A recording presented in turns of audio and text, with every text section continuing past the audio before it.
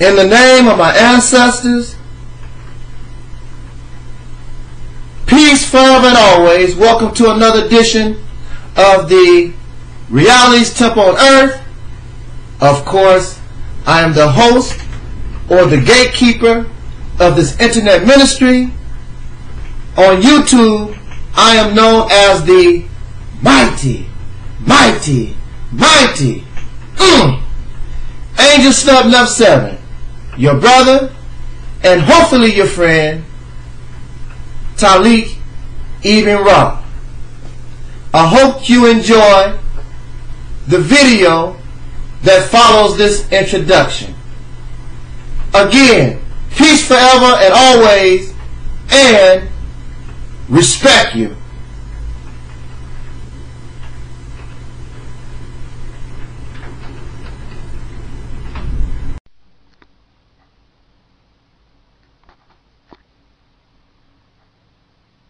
In the name of my ancestors,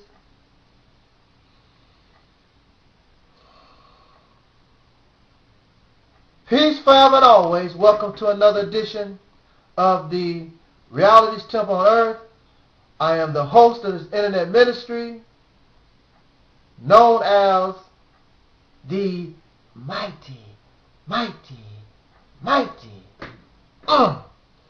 Angelsnupnup7,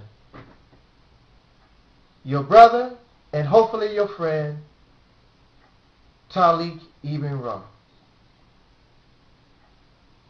It is so wonderful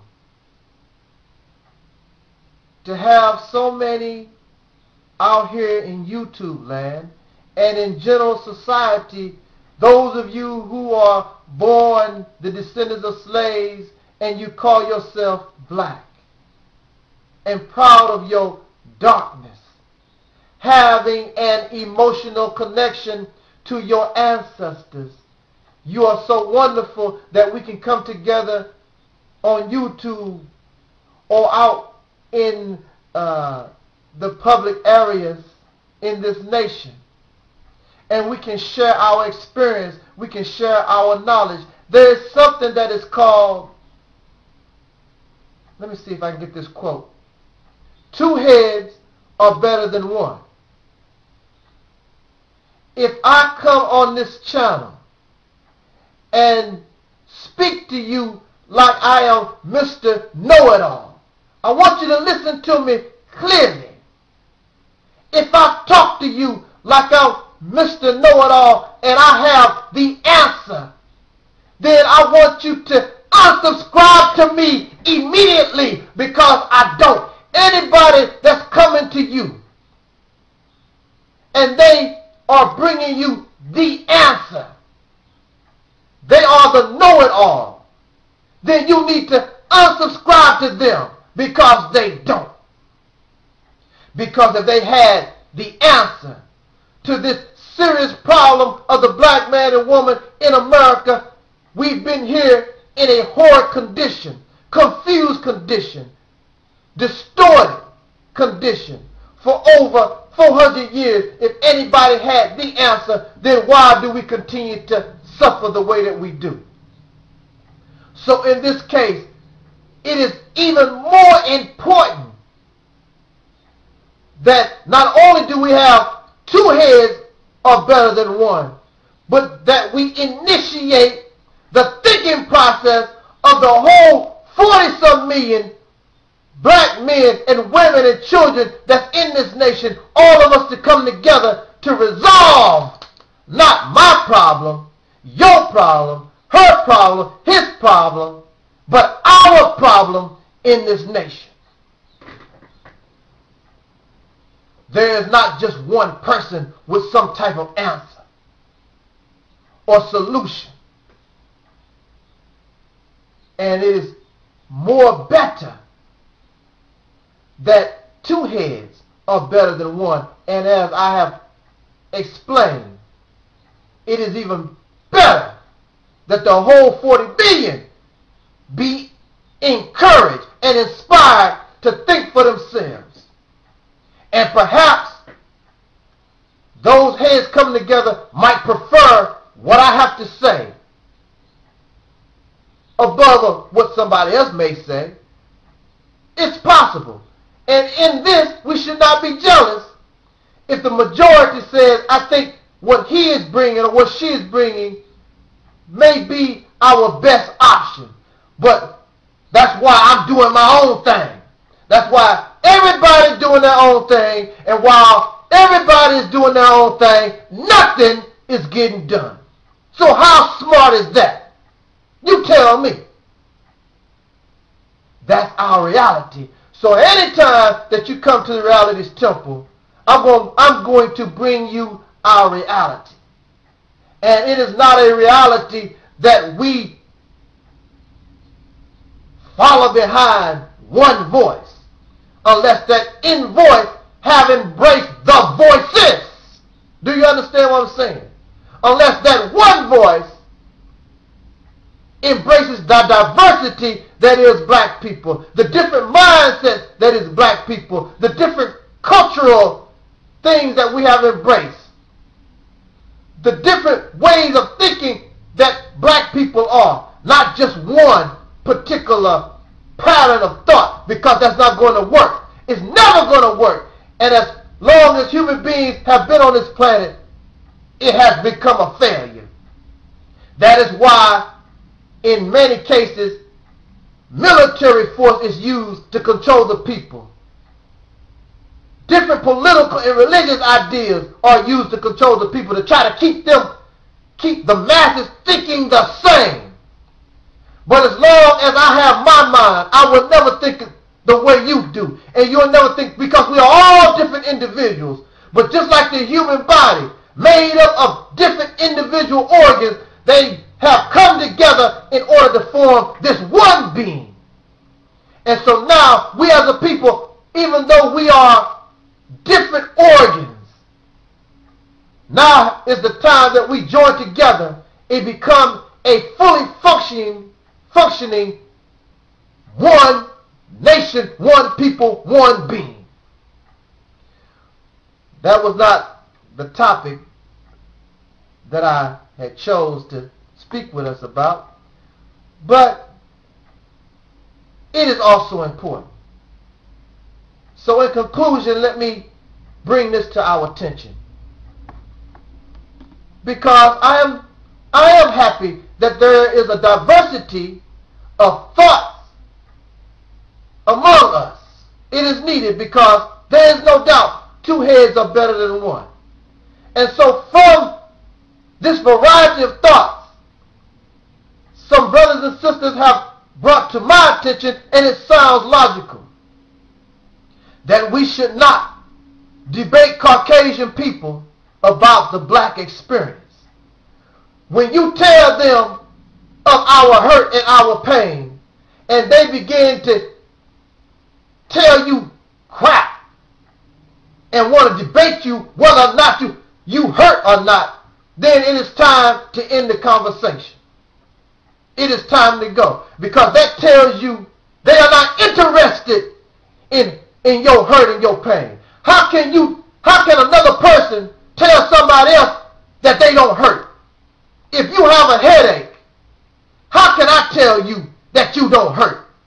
Oh, well, I can tell. I done had many headaches myself, and you don't act like you got a headache to me. How the hell can I have the nerve to tell you whether or not you are suffering from acid reflux, you have a headache, or you itch, or anything? That's you. So how in the hell can some Caucasian come to tell me about when I explain my hurt and my pain in this nation? How the hell can they begin to tell me I don't hurt? They don't want me to have an emotional connection to my ancestors. How can you talk about slavery? You ain't never been no slave. You ain't never been no patriot. You never fought in the Revolutionary War. But you run around and you put your hand on your heart and you talk pledge allegiance to the flag and talk about you're a patriotic American. You ain't got nothing to do with that. But you want us to feel your patriotism, but you don't want us to feel our emotionalism when it comes to our people who your patriot enslaved. That's the bottom line. How can a man tell a woman when she is on her menstrual cycle, tell a woman how she's supposed to feel and how she's supposed to act? Well, I read in a book. I read in a book about women's menstrual cycle. You ain't never, as a man, you ain't never been no woman. You can read all the books you want. You cannot tell no female how they supposed to react and what they supposed to do or what this menstrual cycle thing is about. You can't tell. You're a man. The only thing you can do is read in a book. You have no experience. I would further go to say that we should not even debate dark European, these Uncle Toms, because their primary purpose in life is to be like a guard dog to their massa. So they will defend their massa. Their only reason for them to even be living is to protect, and their sole purpose is for what benefits their massa. So when they see their massa under attack, here these Uncle Tom dark European niggas come. Don't debate them. But I will tell you this, not on YouTube, because they hide most of them hide behind a picture. Cowardly, yellow back things. But for those of us, when we gain a certain amount of celebrity and prestige, if you can get these cowards in the right position in the public so you can humiliate and shame and embarrass them, then that's the opportunity to take. Because I would dare a man go on any show, any public forum, and debate a woman about her menstrual cycle. You idiot, you'll look like a fool. You cannot tell her. You can't even begin to explain and talk about a woman and her menstrual cycle. So the white man, this racist Caucasian people looking for excuses for the evil of their ancestors, they can't begin to debate us about our experience in America and what we've gone through. And see, the thing about it, really, see, they don't give a damn. They don't care nothing about you. I'll give you this as a further example. There are people that are called hypochondriacs, something to that effect. Anyway, they are not really sick. It's a mind thing. In their mind, they believe they are sick. That's how Caucasian people want to view us. Oh, you just a hypochondriac. Y'all ain't as bad off as you. It's a matter of choice and responsibility and all this bull that they bring us. But even so, when somebody who believes they are sick go to a doctor, the doctor do not make mockery of them. The doctor do not laugh at them, maybe behind their back. But a real doctor don't do that because they understand what has happened here. The doctor tries to treat the patient just like if they really were sick because the doctor has compassion and love for his patient. So even if what we was bringing was a hypochondria type act, of which it is not, but these demons don't have no love for you. These demons don't give a damn about us. They just get sick of you saying, well, the white man did this and the white man did that. And they just, you niggers, would you please stop? I know you can do better because of this and because I did this and I done that. They are not like the doctor who would sit down with the patient and say, why do you feel that way? What's wrong? And blah, blah. And, trying to show compassion to that person. I care. Even though I might not believe what you're talking about, I want to show you that even though whether your illness is real or whether it is in belief, I want to show you I still care about you. These demons, the Uncle Tom, the dark Europeans, and these racist Caucasians are nothing but excuse makers because they are comfortable in this world of oppression of evil.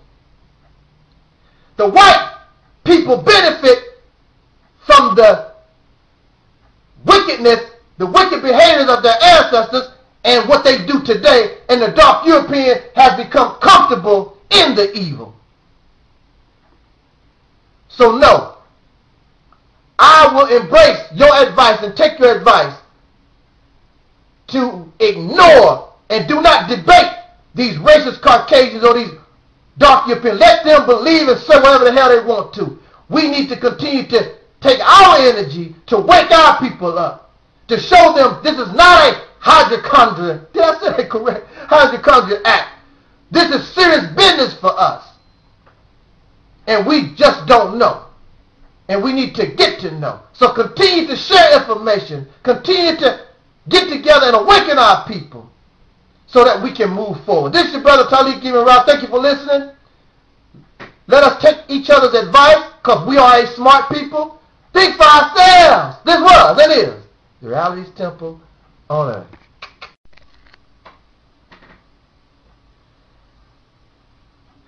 In the name of my ancestors, peace forever and always. Welcome once again to another edition of the Reality's Temple on earth. I am the host of this internet ministry, the Angelsnupnup7. In fact, I am the mighty Angelsnupnup7, your brother and hopefully your friend, Taalik Ibn'rad. Thank you for giving me another perhaps 15 minutes of your time, because you could easily be doing something else. You don't have to give this one nothing. So I am most humble that I will be worthy of your time. Thank you. Thank you so much. Okay. Let us, as Gladys Knight and the Pips once said in a song, let us get down to the real nitty-gritty, y'all. Okay. I want to say to Caucasian people or white people or whatever, however you prefer, I don't know what other name, European, however you want to describe yourself. I understand that my words from this page, if you do not understand where I'm coming from, can upset you. Some of you don't want to understand. So my words, especially how I talk, how I roll, it really makes y'all upset. So it is no shock, it is no surprise, and you have the right. When somebody is talking about your race, talking about white people, you have the right, well, not the right on my page, but you can come talk to me. But I understand why you would want to defend your people, your race. I see no problem with that. That's great. You can come here. As long as you are civil and cordial, you can come here and make your position plain and talk to me. That's all right. Some of you believe I'm stupid. Some of you think a lot of black folks are stupid. I'm not one of them. So usually when you come to my page, civil and cordial, you leave. Oh, you want to call me a nigga. That's what you want to do. I know. See, I already know it. But see, you want to paint this false picture to me. So you just call me an ignorant, dumb bitch. Just go ahead and, why don't you just say, you stupid nigga? That's what you really want to say. Or you come up with some other, see, you want to try to, because you don't want to take this false picture that I already know you false. This false picture that you love everybody, and you don't. Because if you have any love, whether you agree with me or disagree, because of that compassion and caring that you have in your heart, you can come to my page civil, and you can leave just as civil and courteous as you can, but you can't because you really got hatred. The same hatred that you try to point and paint me to be is really you. It's not me. Because when you come here, I I treat everybody nice. But you get upset because you can't get that lie off. So let me, before this time run out, let me go over one of the deceptions, the lies that they like to bring to me. They said, Brother Taalik, you're so full of rage and anger and hatred. First of all, you don't never show no evidence of any hatred. I have not made not one video talking about hatred of white folks. Matter of fact, I have videos, and I have one particular video talking about my unjustified hatred of white people.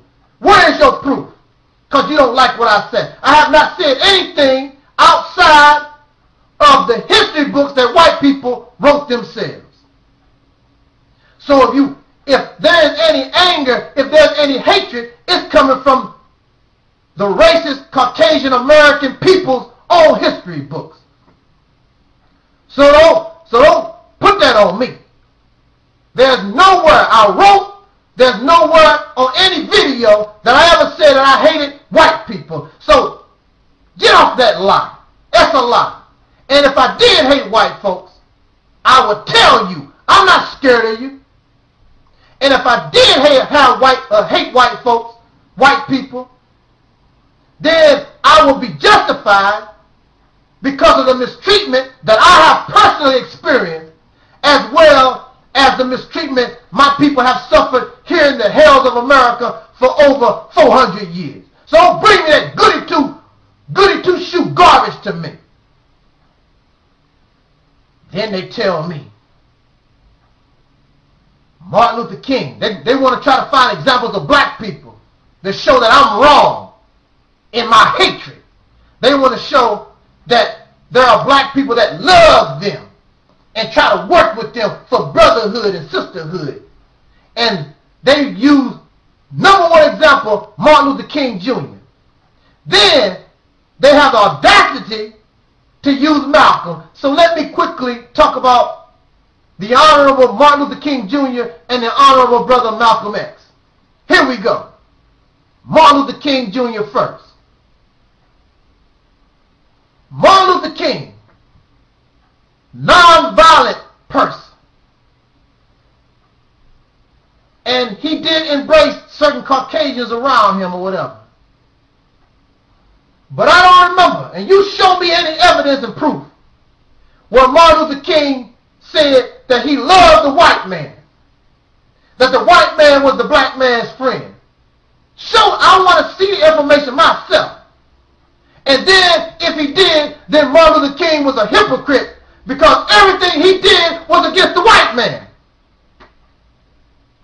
Every march that Martin Luther King done, was he marching against black people? Was he marching against the Japanese or the Chinese or the Native Americans? Every march that Martin Luther King did was against white folks. And if you listen to his speeches in its totality, you will hear him talk about the white man. But see, he's dead.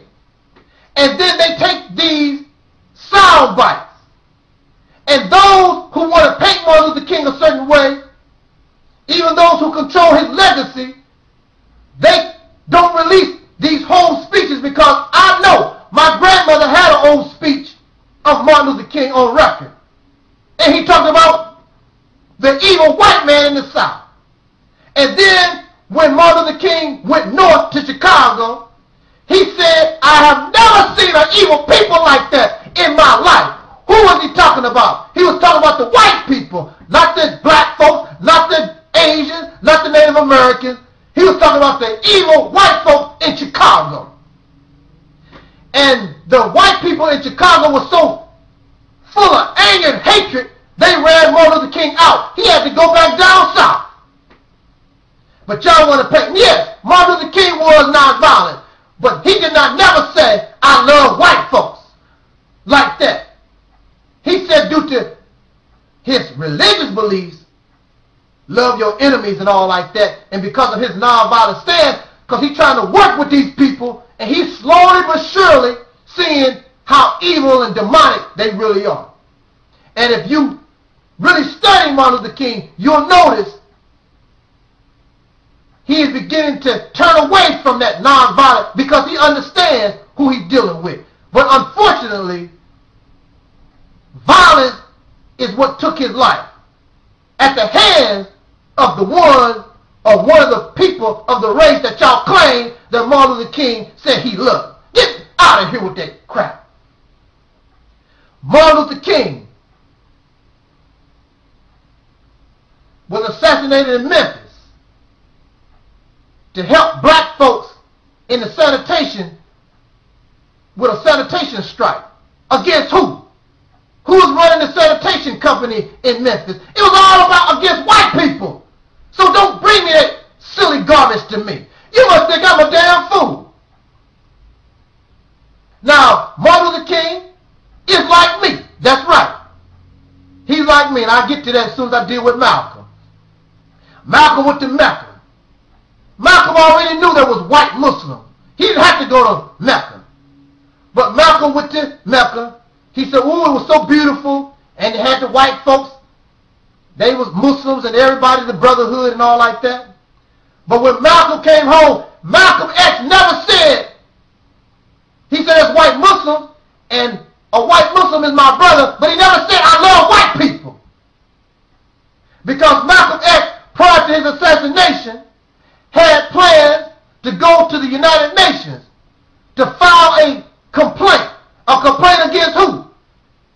His new white friends? No, against this evil white man in this country. And that's something y'all need to understand.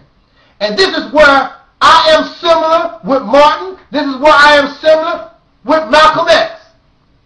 They were willing to be just and fair and not condemn a whole race, but narrow it down to a certain few. And that's what I do. That's what I am about. Because it would be unjust and it would be unfair to condemn an entire race of people when I know the entire race did not participate in this atrocity. That would not, and for me to do that would make me just as bad as the ones I complain about. That's not what I'm about. But I'm not going to run around here and talk about white folks, because those who are in power that's doing this is the Caucasian race. I'm not going to sit around here and talk about, oh, the white man is my friend. No. I have certain Caucasian people who believe in justice, willing to die for it. Those are the people that, like Malcolm and like Martin, those are the type of people who are willing to die for justice, die for real equality. Those are the type. I cannot condemn them if they are doing right.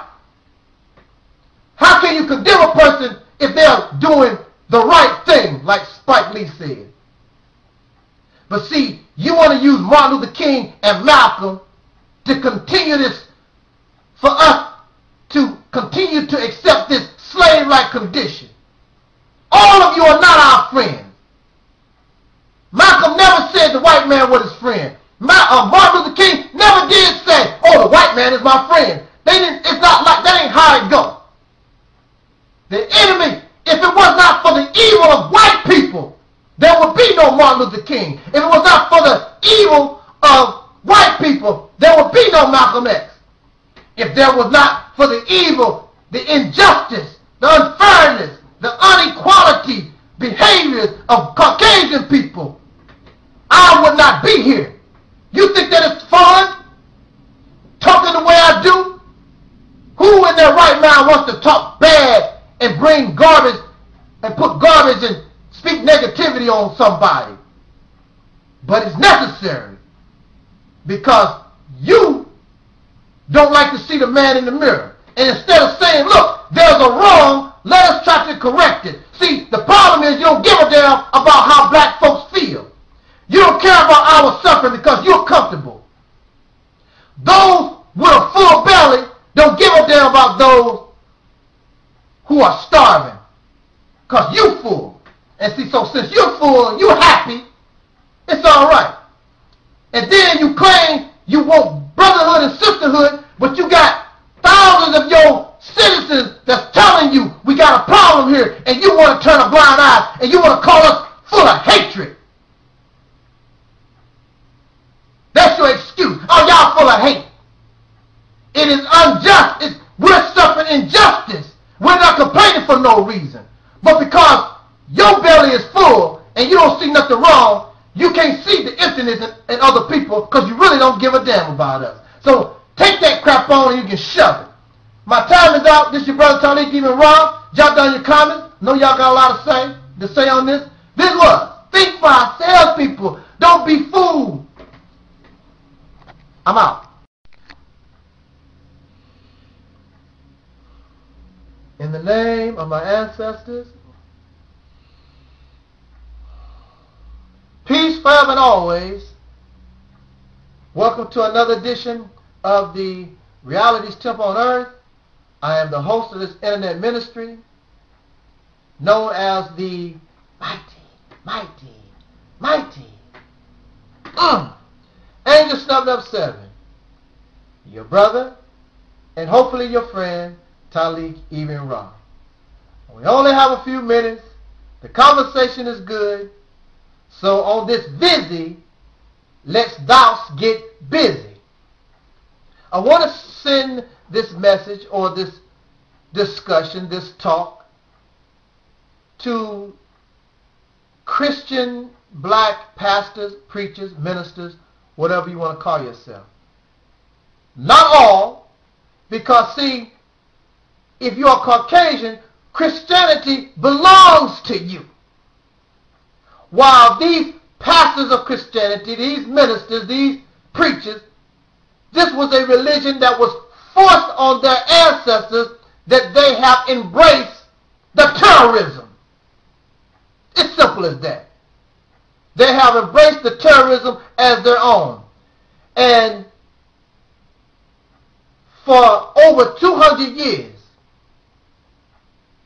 the black people in this nation was denied the right to read or write. You were denied the right to have religion. Understand this. But y'all preachers and y'all pastors and y'all ministers, y'all don't like talking about that. For over 200 years, you was denied the right to read and write. You don't like to bring up in all your sermons and your preaching, you don't like to talk about that you didn't have religion for over 200 years. I think it was close to 300 years somewhere. Anyway, it was a long time. We're not going to get technical.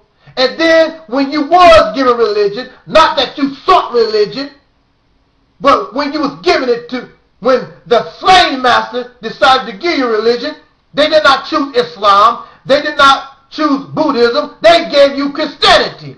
And if he's your slave master, do a slave master look out for what is good for his slave? No. He looks out what is in the slave master's best interest. So he gave you Christianity and the way he taught Christianity so that you would become a better citizen. You was not a citizen. You and our people, they were slaves. And here you are in 2010 continuing to echo and preach to our people slavery.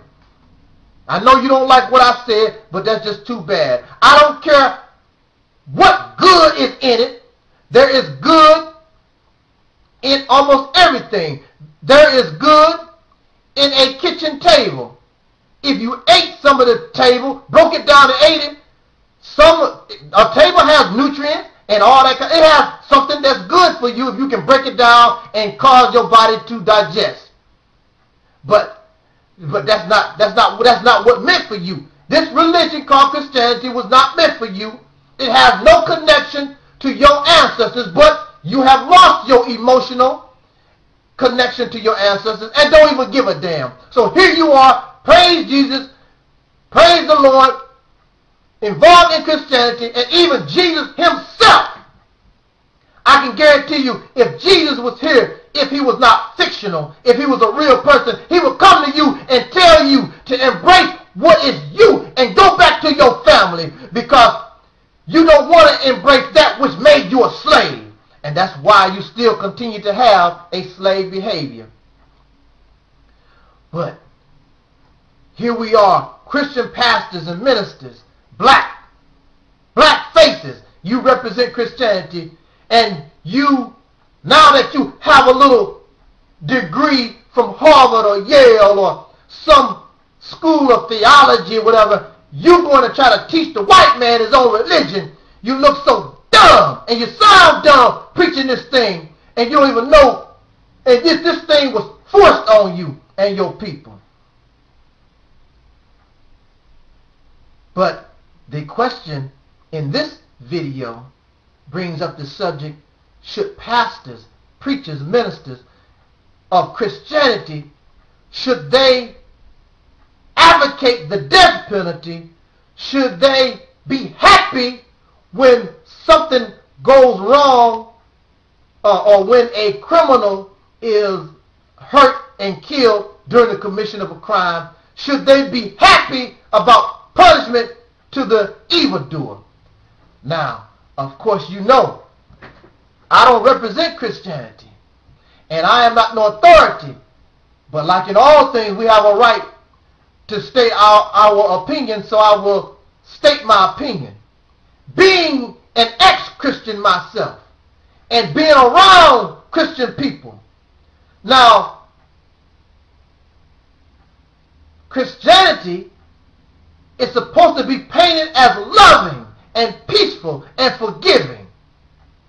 Jesus himself, even though he was placed on the cross, and he did have an incident where he was angry at those who violated the temple. But in my study of Christian teachings, the Jesus Christ, he never wished punishment on those who hurt him. He said, "My Father, forgive them, for they know not what they do." He never wished bad tides on those who hurt him. He was a peaceful person and continued to, no matter what happened, always wish compassion and forgiveness and love, even on those that terrorized him or oppressed him. Forgive them, Father, for they know not what they do. So, based on Jesus' behavior himself, and I would like for you to show references where Jesus was a violent person. Now, after the return of Jesus, this shows a different side that the preachers don't want to talk about.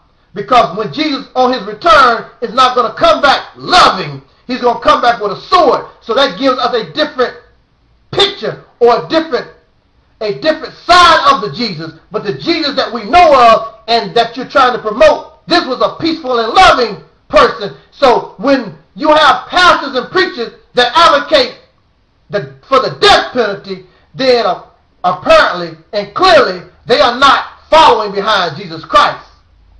Not this person in the Bible who's shown no hatred, no laughing or making mockery of the criminal being punished. He never done nothing like that. If he did, please show me, and I doubt that you will. In any way, that is not how the religion should be painted, where you're making mockery of another person's pain and suffering, even though they did wrong, because they are always have the potential and always are in the position to have forgiveness from a higher power. But see, in religion, you can do whatever you want. There's only one Bible. There's only one Quran. But you got all kinds of religion that say, I'm a Muslim, I'm a different, all kinds of Christians, Pentecostal, Baptist, Seventh-day Adventist, Jehovah's Witness, all kinds of Muslims, Hanafi, Sunni, followers of Elijah Muhammad, all kinds of folks using the same Bible, same Quran, coming up with different conclusions. And that's the number one reason why y'all should reject religion. That's for confused, distorted people that have personal agenda. Because it only started off as 1. Now it's 100. So really, these pastors and preachers, you can make the religion anything that you want. So if you want to smoke, I can find ways in the Bible where it says I can smoke cigarettes. I can manipulate the Bible and twist the words around and do so I can drink beer or fornicate, commit adultery. Or I can twist the Bible that taught against sin, how I can do a little sin. It's all right in the eyes of God. So, hey, I do what I please. You can make Christianity anything, anyway, and you'll still get your salvation. I'm still a believer. You have voluntary sin, and the sin God will approve of. So you can do anything. So you can be a preacher, and you can go to any bar, and you can be a preacher and go in any strip club, and you can still do those things. The Lord didn't say we could not go to strip clubs and hang out in bars, did it? You can take your religion and make it anything that you want. Anything that you want to do. That's why your time is up. That's why y'all through. That's why slowly but surely the masses of the people are getting away from this madness, because that's what it is. You have turned it into Barnum and Bailey circus. And then in the Quran itself, it says, I, Allah, am not the author of confusion. If you have over 100 different versions of what Islam is supposed to be, is not that confusion? But see, Allah, God, is not an author of confusion. This was done by people who don't understand nothing. Because maybe they was given confusion to begin with. And you don't like that particular form of the confusion, so you make up your own confusion. Ain't that confusing? Brothers and sisters, friends, family, associates, those under the sound of my voice, you would do yourself a good favor if you leave these religions alone in the form that they are given to you. I make reference, not to say that there is not good in these religious belief systems, because I make reference to different teachings from the Bible and Quran all the time. But now it's gotten to the point where it's ridiculous. And since we refuse to think for ourselves, when we come infatuated with a charismatic voice, because he looks so handsome and he's so intelligent and he speaks so articulate and everything, you don't want to think for yourself. So you get caught up in confusion. You don't really know where to go. And we are people pleasers. I don't care what you think about me. But see, in the general society, if you're not part of their clique, then they look at you all wrong. And see, that's the key.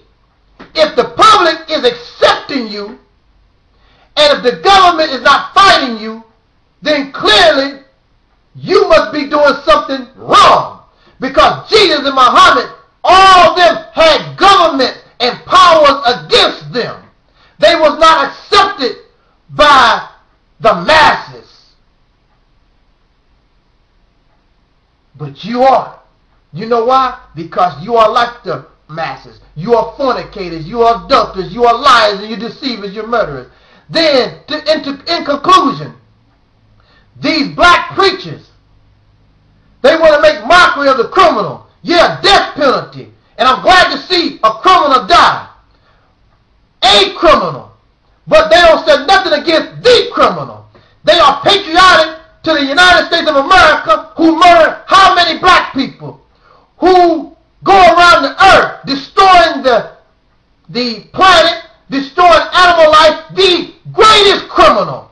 Now, you can talk about hatred of a criminal, and then these a criminals was created by the society and the world by the criminals, which are the racist Caucasian people who are in power, that you refuse to say anything against because they are the ones that gave you your religion, and the religion that they gave you can't fight against the devil, the criminal. You want to give an illusion that you don't like evil, and so you will laugh and make mockery of a criminal, but you don't do nothing against the criminals. Y'all some hypocrites. Y'all so fake, and I'm so happy that your time is almost up. You being exposed for the hypocrites and the liars and the deceivers and manipulators that you really are. Y'all Negroes, dark Europeans, you should, all y'all, oh man, you and your master's world is coming to an end, slowly but surely, and I'm happy.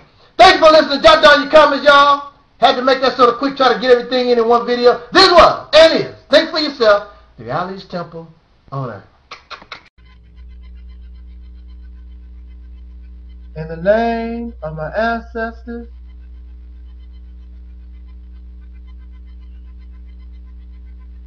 peace forever and always. Welcome to another edition of the Reality's Temple on Earth. I am the host of this internet ministry known as the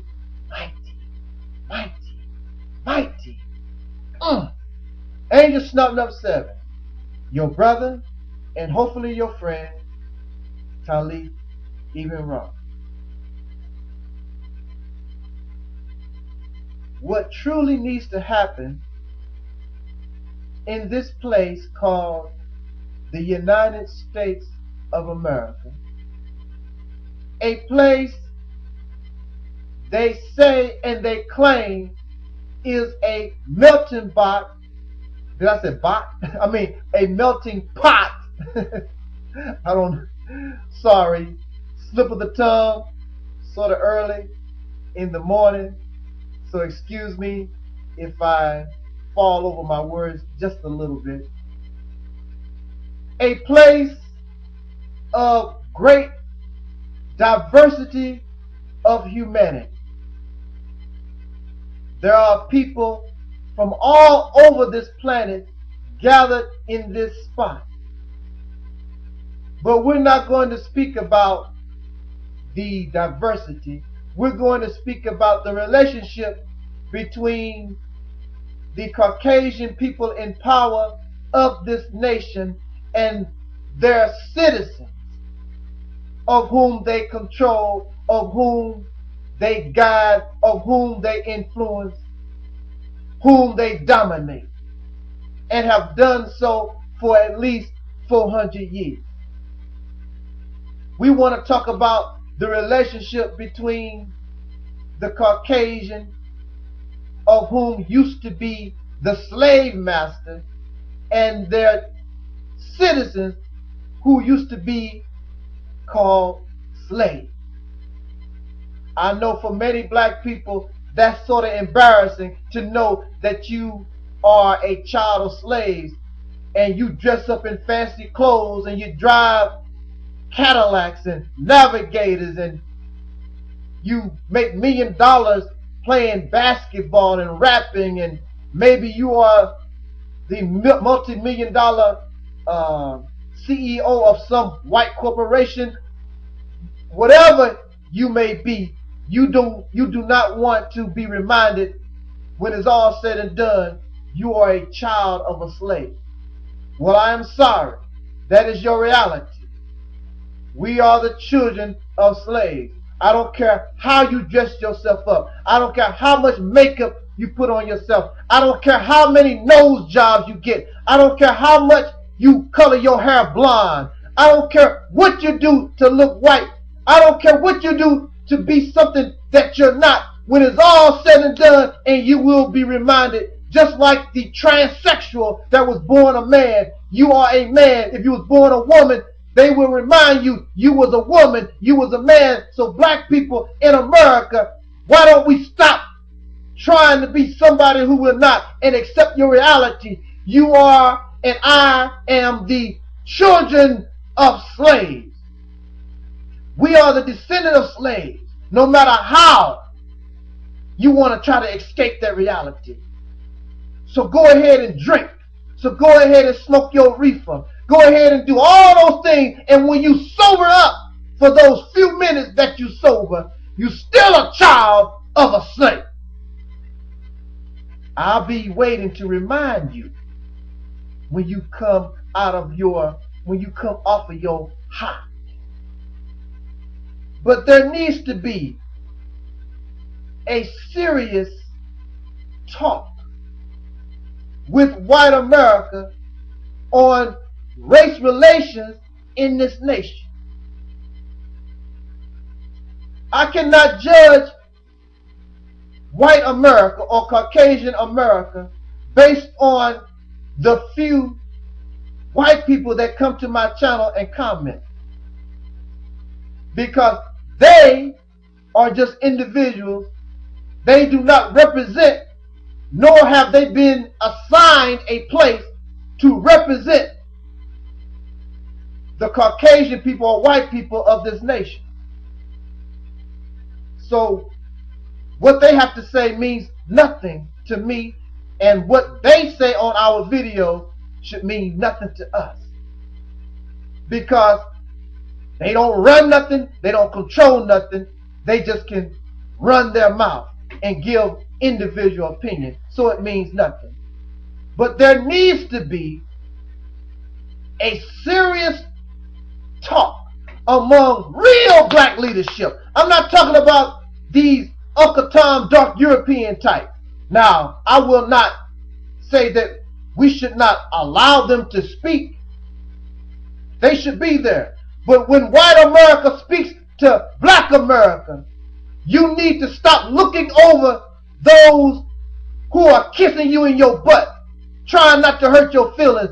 The ones that you need to really speak to are the ones that's honest with you, speaking right in your face, telling you how they feel openly and honestly. And if they hurt your feelings, they don't give a damn.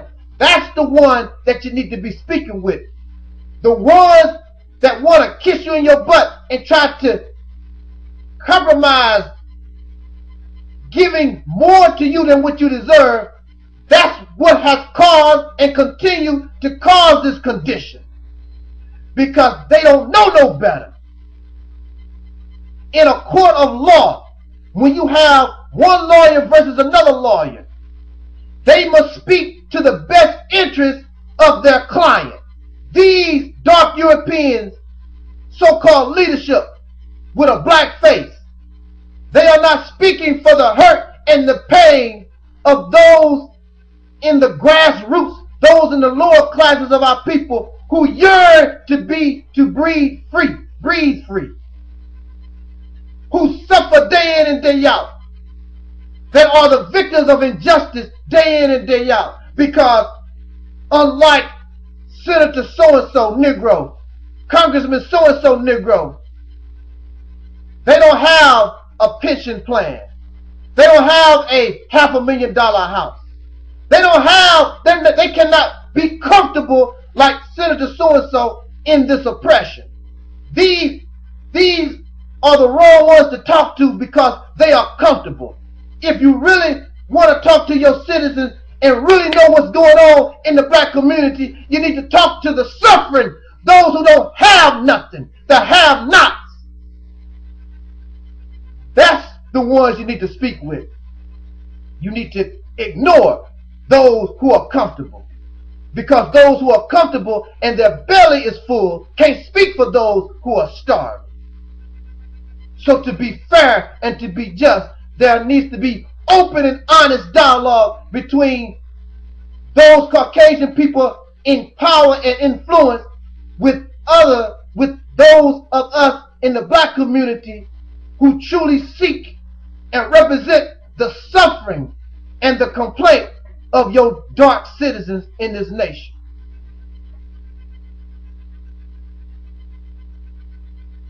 There must be talk.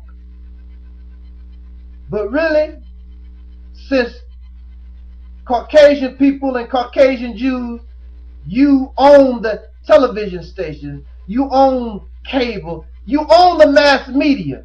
If you really wanted to talk with black people about their hurt and pain, and if you really gave a damn about our suffering, you would have been able to talk a long time ago.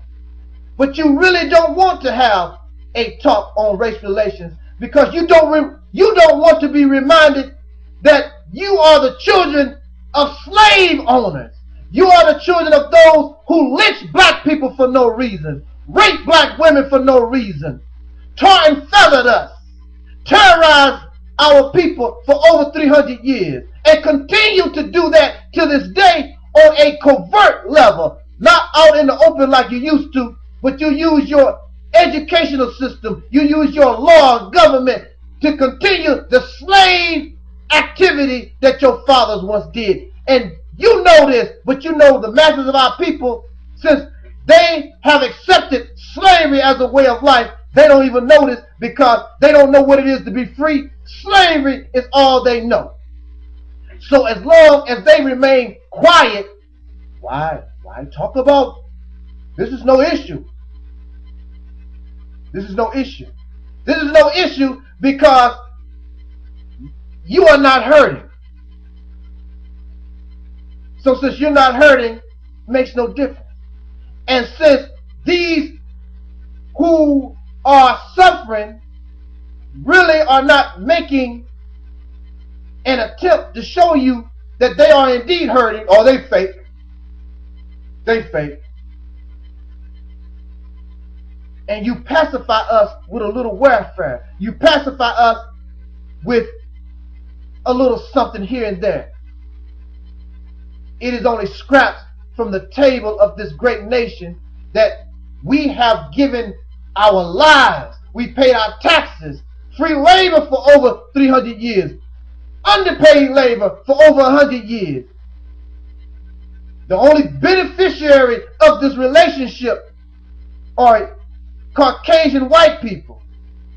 So of course, why would you want to have a serious discussion on race when everything right now? Why mess up a good thing? That's how it is. When you have two people in a marriage and one person believes that something is wrong while the other one, if he's not being affected, what you complaining about? Because they don't, they still get all the benefits of the marriage, while the other person feels sorrow, feels grief, dissatisfaction, disappointed. But you don't feel that because you lost connection, you lost the love for your spouse.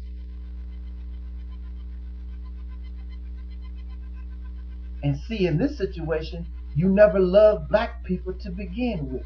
We were here for your self-gratification. We were here to be your labor bearers. No more, no less. We were not brought here to be your friends. We were not here to be your lovers. We were here to be tools, used. And now, these tools need to be thrown away, but you really don't know how to get rid of the tools. This is a complicated tool.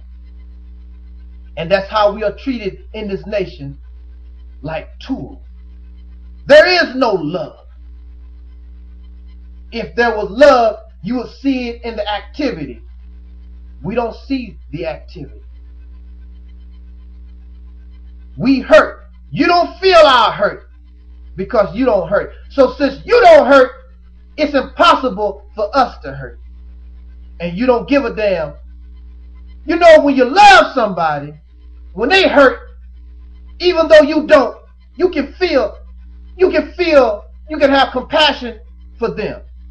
When they get sick, you feel sort of sick because of your love. You don't want to see them in that condition. You don't want to see your loved one hurt. You don't want to see them sick. But see, you don't love. White America does not love black people, because when we cry and we tell you that we hurt and there's a problem, you look the other way.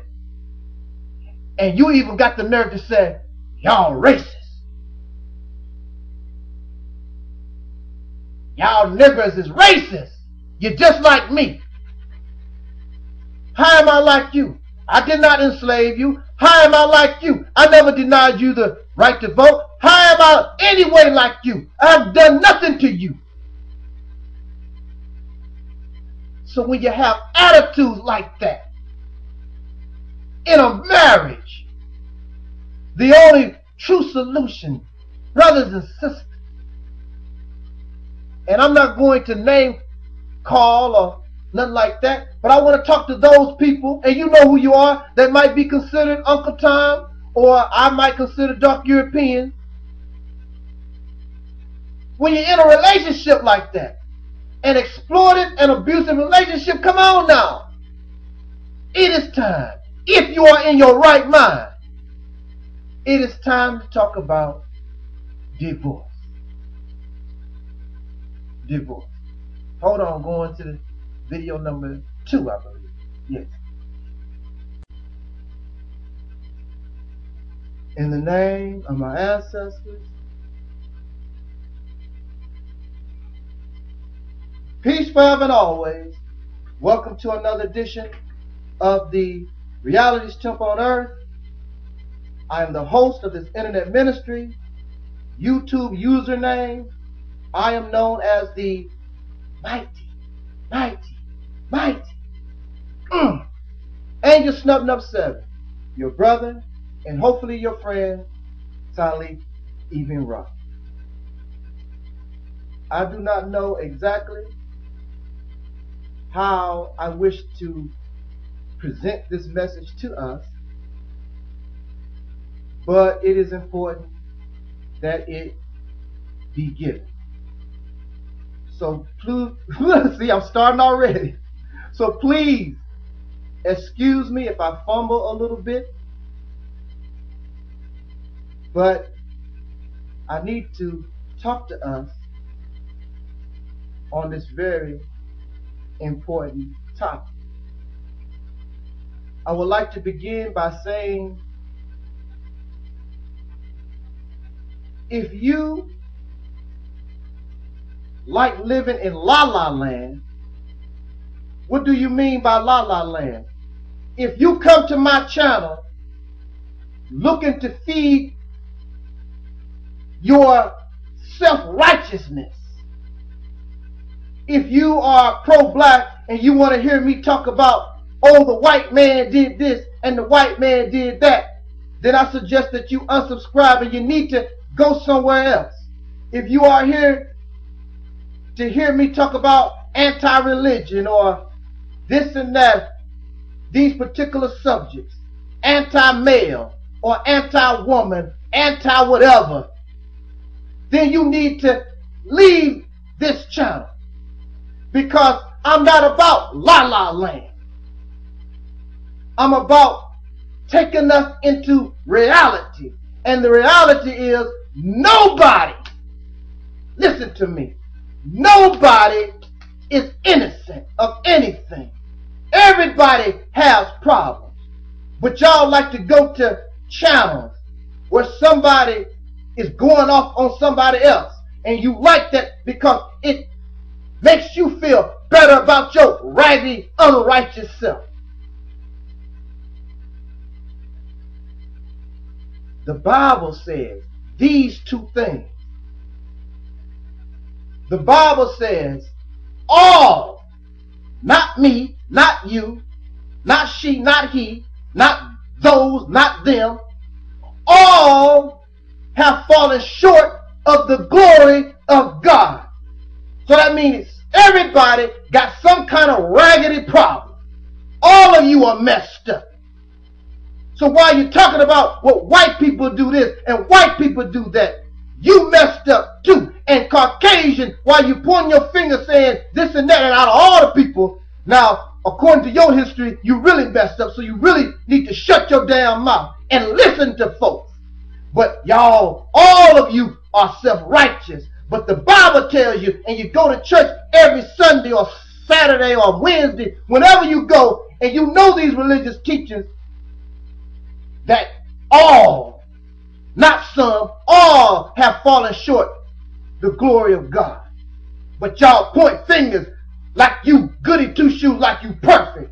Then when you come here and I bring you your reality and beat the hell out of you, you can't handle the real truth. So you start crying like a baby. Oh, I don't like what you say, Taalik. You mean, and then you go somewhere where somebody can feed your nasty and foul, egotistical, self-righteous ego. So if you think that's what I'm about, then you need to unsubscribe. Because all have fallen short the glory of God. It also says that your righteousness is as rags in the sight of God.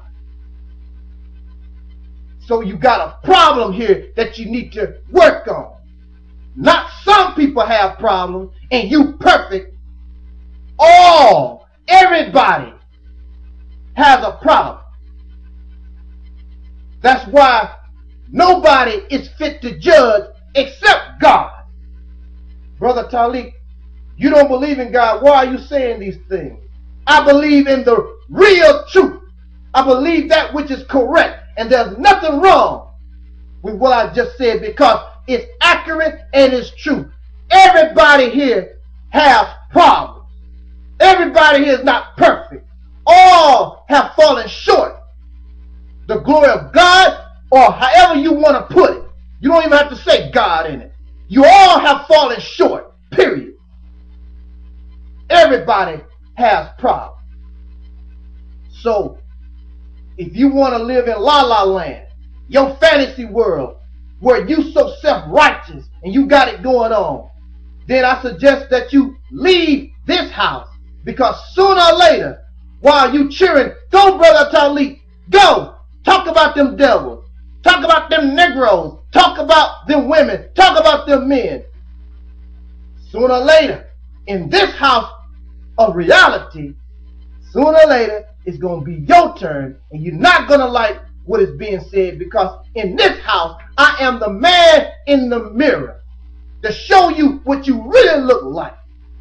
Not just you, but the house shows myself what I really look like. And some of us are monsters, and you know it. Pretending to be an angel, and you're not. So you want to get away from those who show you the man in the mirror, because you don't want to accept the responsibility of being the monster that you really are. And you're a monster because you have fallen short of the glory of God, and instead of trying to correct that which is an error, you try to justify your actions and keep rolling on.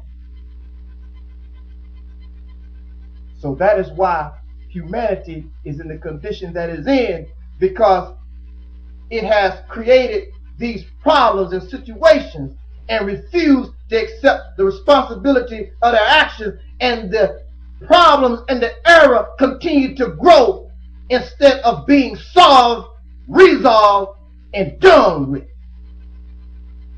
But when we come to this house that I call the reality's temple, then the object is for us to recognize that we have fallen short. Understand our error, correct that error so that we can move on. So if there is a God, if there is an Allah, that we may begin to look good in the eyes of the Lord.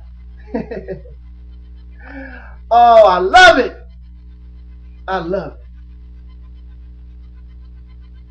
Now, we cannot judge, lest ye be judged. I am not above being judged.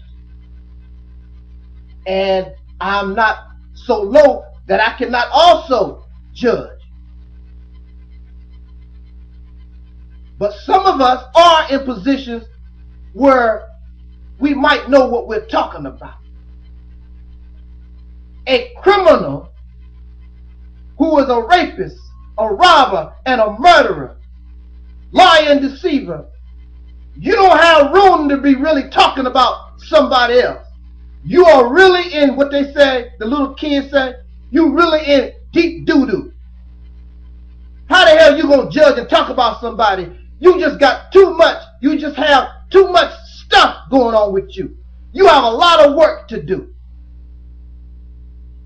But Brother Taalik is in a position, and it's not being arrogant, it's not being egotistical. But I don't have that kind of blood on my hands. When I was a child, I done dumb things because as a child you're just so ignorant. I did not have the proper mother.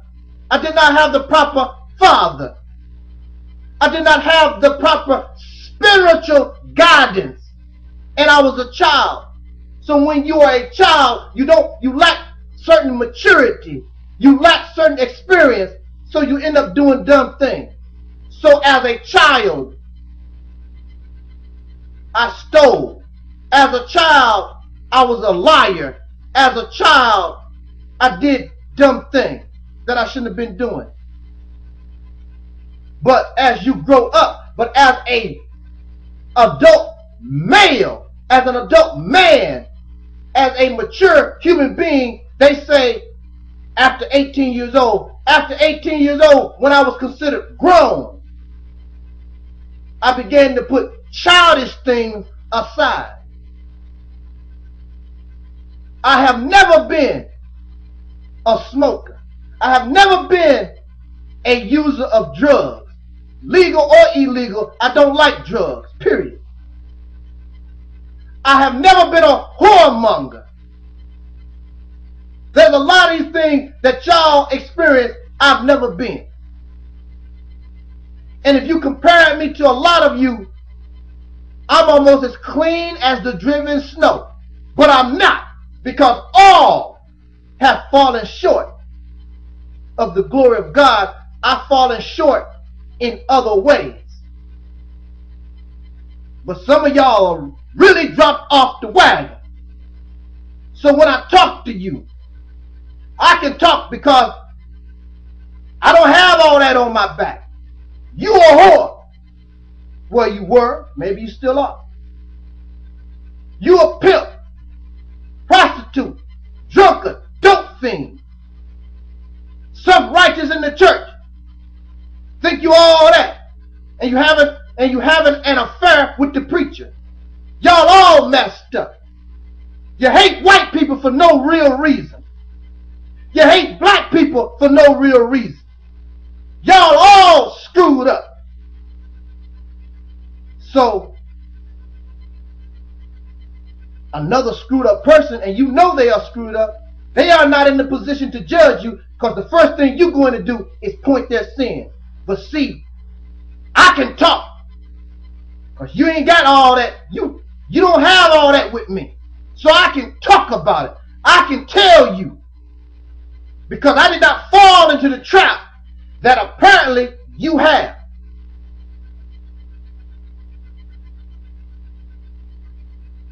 But all have fallen short the glory of God.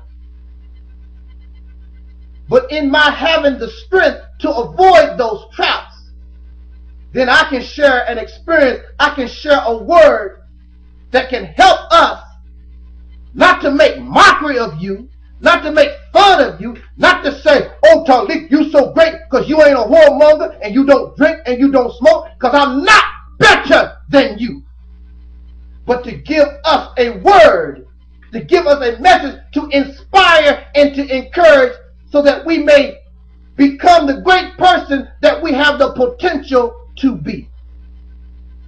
Because as your brother, I want what is best for you. Just like if you're my brother or my sister, you want what is best for me.